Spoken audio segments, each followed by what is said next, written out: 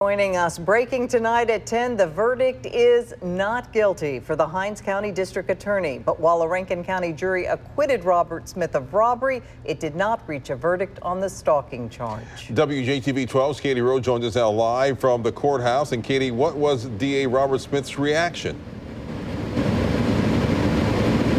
Well, Melanie and Byron, DA Robert Smith is calling himself a modern-day Emmett Till. Now, he spoke with our cameras just moments after the verdict was announced.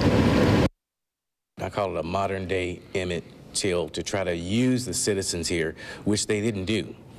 They tried to use the citizens of Rankin County to do their dirty work, and they didn't do it.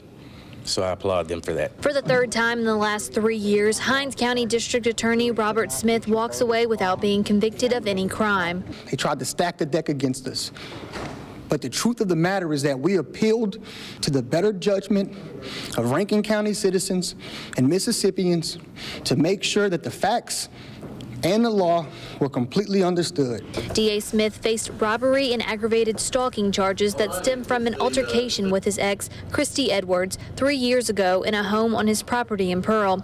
In her testimony, Edwards said DA Smith physically assaulted her, pointed a gun at her, and then stole her father's gun. Did not commit a crime.